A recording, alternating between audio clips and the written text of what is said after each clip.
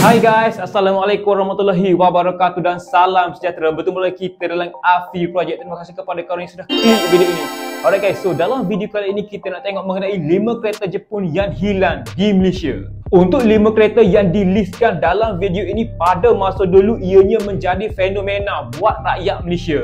Boleh dikatakan pada masa itu kebanyakan rakyat Malaysia memilih jentera ini. Cukup sempurna, bergaya dan ia antara kereta Jepun kebanyakannya yang senang untuk dijaga. Namun bila mana zaman sudah berganti teknologi, ramai manufacturer telah fokus kepada kereta-kereta jenis elektrik ataupun kereta-kereta jenis EV. Jentera-jentera ini terpaksa dihentikan pengeluaran bagi mengelakkan kerugian.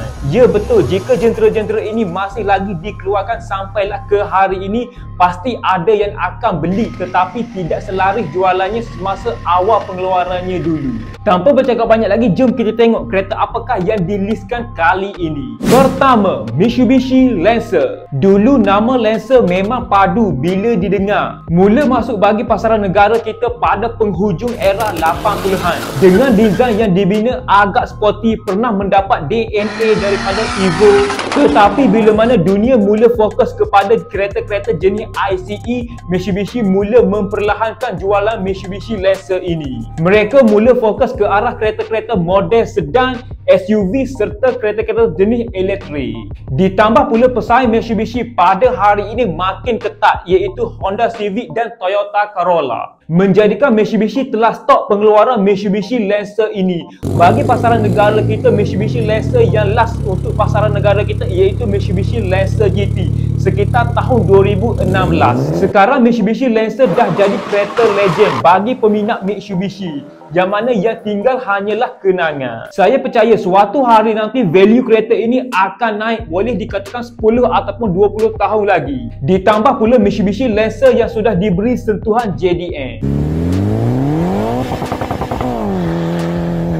Kedua, Nissan Grand Lavina. Sepanjang pengeluaran Nissan Grand Lavina ini ada dua varian enjin yang diperkenalkan untuk masuk bagi pasaran negara kita, iaitu 1.6 liter dan 1.8 liter. Grand Lavina ini mula diperkenalkan bagi pasaran negara kita pada tahun 2007 sehingga tahun 2018. Pada hari ini kalau kita lihat Nissan Grand Lavina ini sudah pupus di mata rakyat Malaysia. Sebenarnya jentera ini tidak pupus tetapi titlenya digantikan dengan Mitsubishi Xpander. Yang mana kalau kita tengok sejarah Xpander ini ataupun Mitsubishi Xpander ini, ia merupakan generasi kedua Grand Livina.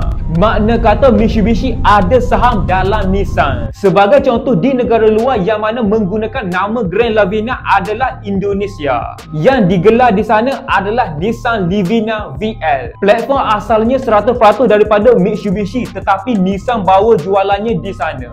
Seterusnya, ketiga, kereta yang telah pupus di Malaysia, Toyota Wish. Ini merupakan antara MPV yang laku keras pada awalnya dulu sehinggalah penghujung jualannya. Toyota Wish merupakan MPV 7 tempat duduk. Sepanjang pengeluaran Toyota Wish ini ada dua varian enjin yang pernah masuk bagi pasaran negara kita, iaitu 1.8 liter dan 2.0 liter.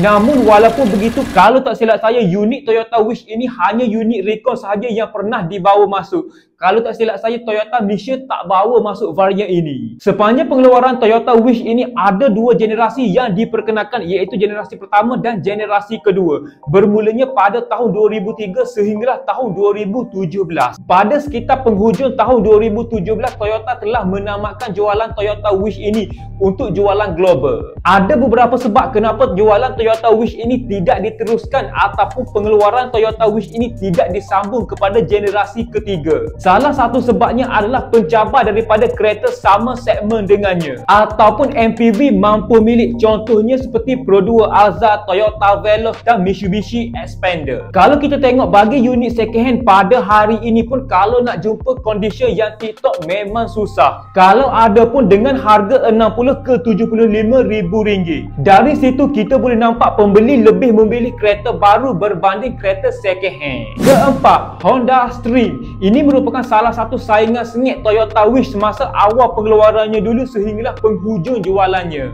Jentera MPV Honda ini mula diperkenalkan pada tahun 2000 sehinggalah tahun 2014. Sepanjang pengeluaran Honda Stream ini yang masuk bagi pasaran negara kita, terdapat 3 varian enjin yang diperkenalkan, iaitu 1.7 liter, 1.8 liter dan 2.0 liter. Namun pada tahun 2014 Honda telah menghentikan jualannya secara global. Salah satu sebab kenapa Honda Stream ini dihentikan adalah orang mula suka jenis SUV ataupun crossover. Kalau korang perasan, hari ini pun Honda Odyssey pun telah diubah bentuk bodinya menjadi lebih besar, berbeza sekali daripada generasi yang sebelum itu. Punca utamanya adalah trend pasaran telah pun berubah. Hari ini pun kalau kita tengok unit Honda Stream ini susah nak cari yang cantik. Kalau ada yang cantik pun harganya pun tidaklah begitu tinggi. Walau bagaimanapun saya boleh katakan ini antara MPV yang senang untuk dijaga. Barang-barang part pun ataupun kos untuk alat ganti pun senang untuk dicari.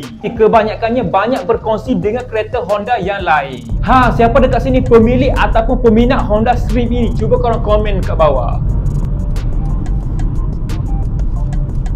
Alright guys, seterusnya kita masuk yang terakhir sekali, iaitu yang kelima. Ia adalah Honda Jazz. Jentera compact daripada Honda ini dikategorikan dalam segmen B, mula masuk bagi pasaran negara kita pada tahun 2001 menerusi Honda Jazz GD. Jazz ataupun lebih dikenali di pasaran global adalah Honda Fit. Sepanjang pengeluaran Honda Fit ataupun Honda Jazz ini terdapat 4 generasi kesemuanya.